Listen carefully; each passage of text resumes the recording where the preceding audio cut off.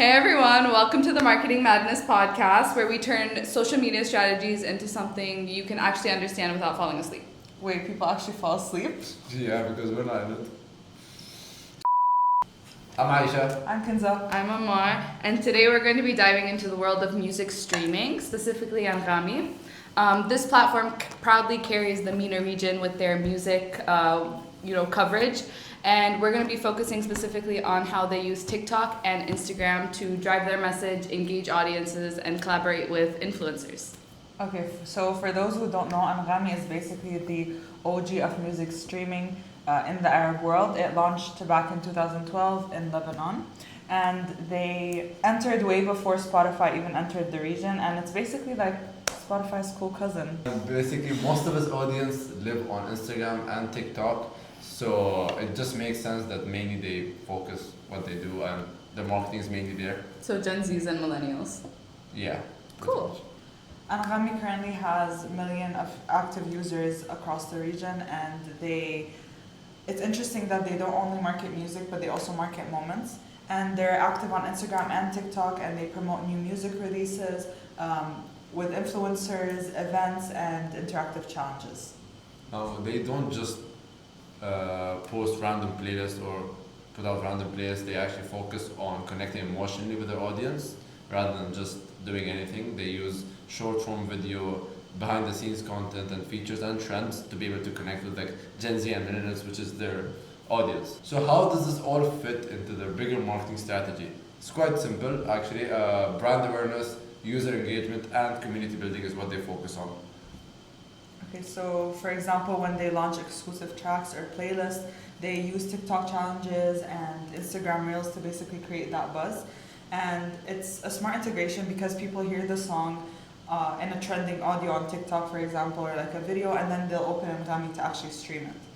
Yeah, they want Anghami to be the go-to Arabic music streaming platform. And their campaigns are used to drive traffic and specifically to their mobile app. And they've also partnered with a lot of influencers, mostly micro-influencers, but they also had bigger musicians such as Nancy Ajram. I personally like her songs. And it's a way to make the platform feel more local and feel more personal to the users using them.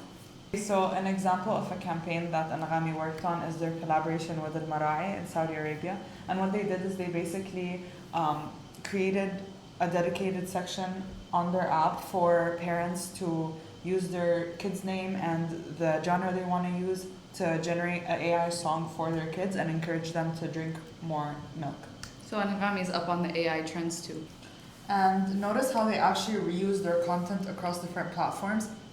So a trending audio might be featured on their Instagram as well, their stories and their reels on the same day. And that's not just clever, it's basically a cross-platform strategy.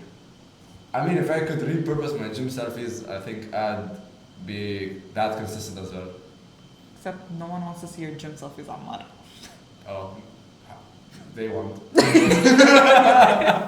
Okay, all right, you two. Now, we've talked about what Anghami is doing strategically, but we wanted to get a real perspective too. So today we invited an RIT alumni who is now working in the market itself to talk to us. Joining us today is Sesen Yohannes, and she's going to give her thoughts on Anghami. Welcome, Sesen.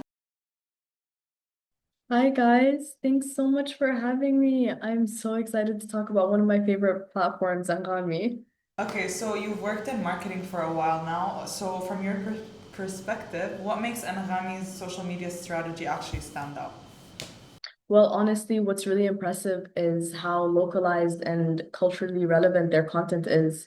Unlike a lot of other global platforms that's just copy paste campaigns, Anghami actually understands like Arab audiences.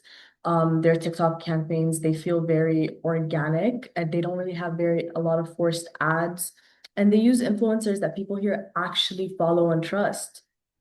That's a really great point, actually. Do you think this approach really drives results and like engagement for downloads? Does it get that, or what is the purpose behind it? Absolutely. In this region, people will respond more to relatability than celebrity power alone. And Anghami collaborating with micro influencers, Arab artists, and community creators, it really makes it feel very authentic, you know? I've personally seen their campaigns go viral during music launches, which definitely boosts both awareness and user activity, so the users feel more inclined to use it. So basically, you're saying if Anghami launched a campaign with us, it would go viral too, right?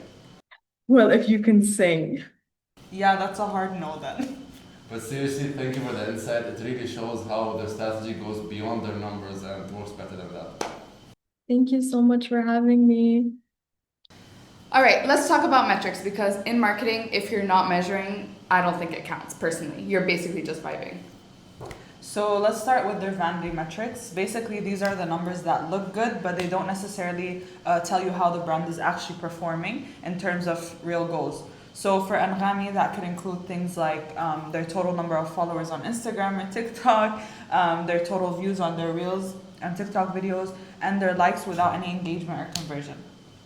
For example, as of recent, one of the influencer collabs hit over 1 million views. But if those million views don't get into downloads or no one downloads the app, no one streams the song, then it's just a pretty number, so it's pretty useless. Right. So the key metrics are the real MVPs. These are engagement rates, so the likes, the comments, the shares, the total reach, number of app downloads after a campaign, number of streams driven from influencer collaborations, and click-throughs from bios or Instagram stories. So Anghami's TikTok collaboration campaigns, like when they partnered with Fred's coffee party, led to significant engagement and it benefited both companies. And that's not just hype, it's also ROI. And Return on investment. and usually the Instagram reels get a lot of engagement during their artist collaborations, like when they would do with the one and only Saint Levant. He's right here. So that shows how influencer posts amplify the reach. So there's a reason they do this collaborated posts to be able to get more reach and more engagement as users like that. But there's also a catch. They still rely heavily on vanity metrics in their public-facing reporting. And we see follower counts and views, but less transparency from the company on how this engagement turns to conversion numbers. So basically you're saying Anghami is like the friend who gets a lot of views on their Instagram story but really ignores the fact that no one replied to it. Basically. Pretty much what she's saying, yeah. It's exactly. So while their campaigns are creative, however, they could benefit from sharing and focusing on deeper performance metrics rather than these just engagement and creative things. Right. All right, time for our big marketing brain moment. Okay, so let's talk about what Anghami is actually doing well. So first, they have strong influencer collaborations. They have a lot of partnerships with companies. They use a lot of TikTok trends on TikTok and even Instagram Reels. They're consistent with their brand voice across all platforms. I love specifically how they put Arabic and English in all of their captions. And they are very culturally relevant, and they use campaigns that will resonate with the audience in the Middle East specifically.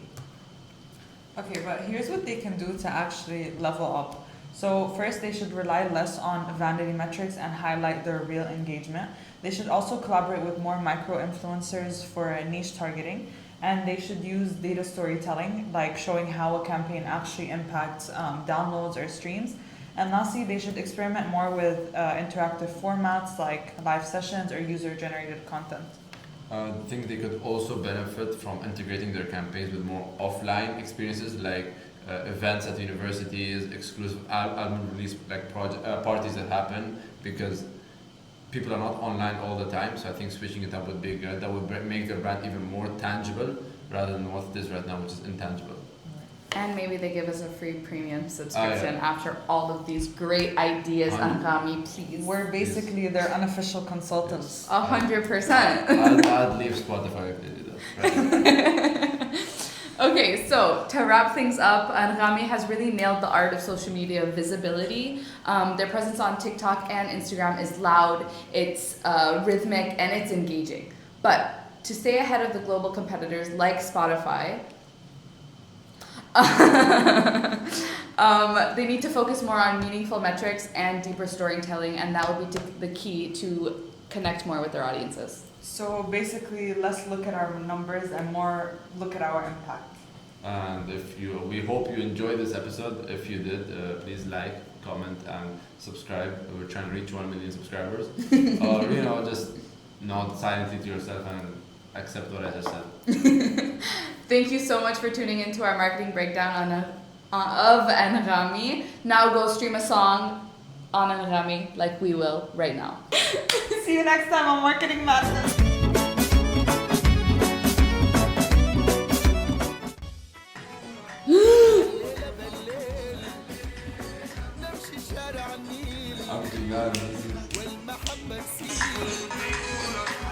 On a personal level, I don't like him. Okay, go. Clickety click, things that said her, right? برعاية ريد بول. برعاية ريد بول. Again. برعاية ريد بول. استغفر الله. Sorry, Professor.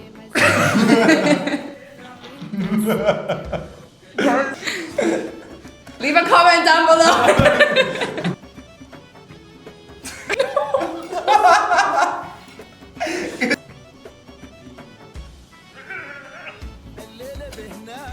Whenever it goes down, it's happening. Yeah!